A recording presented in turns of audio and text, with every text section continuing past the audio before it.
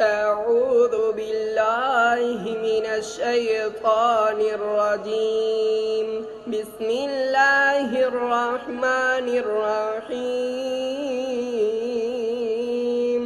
قل أوحي إلي أنه استمع نفر من الجن فقالوا إنا سمعنا قرآنا عجبا يهدي إلى الرشد فآمنا به ولن نشرك بربنا أحدا وأنه تعالى جد ربنا ما اتخذ صاحبة ولا ولدا وأنه كان يقول سفيهنا على الله شططا وأنا ظننا أن لن تقول الإنس والجن على الله كذبا وأنه كان رجال من الإنس يعوذون برجال من الجن فزادوهم رهقا وأنهم ظنوا كما ظننتم أن لن يبعث الله أحدا وأنا لمسنا السماء فوجدناها ملئت حرسا شديدا وشهبا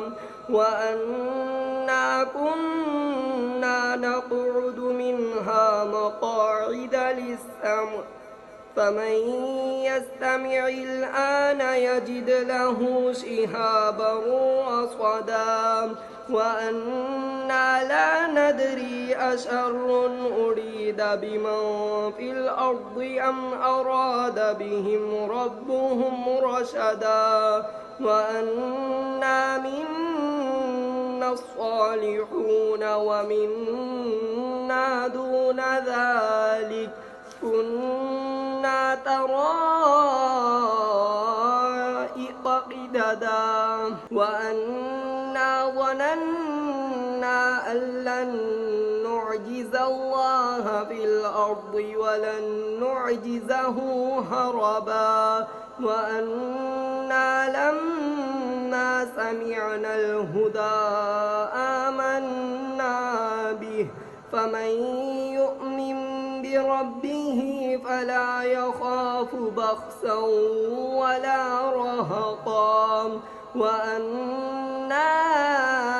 منا المسلمون ومنا القاسطون فمن أسلم فأولئك تحروا رشدا وأما القاسطون فكانوا لجهنم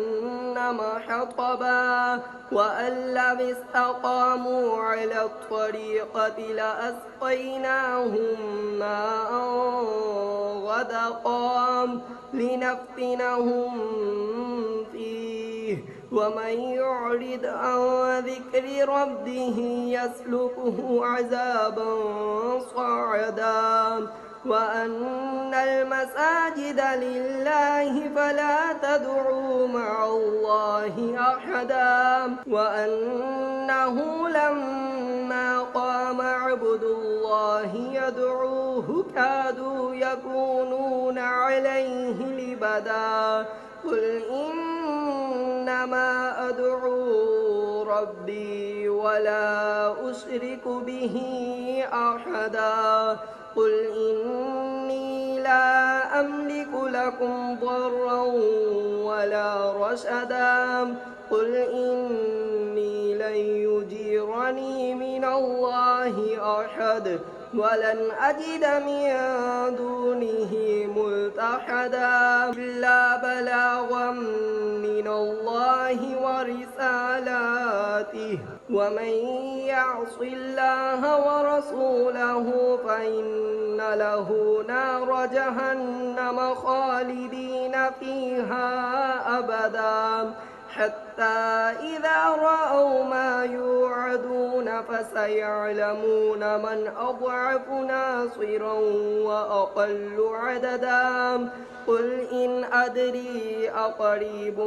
ما توعدون أم يجعل له ربي أمدا الغيب فلا يظهر على غيبه أحدا إلا من ارتضى من رسول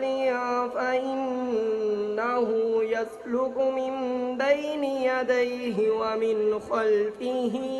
رصدا ليعلم أن قد أبلغوا رسالات ربهم وأحاط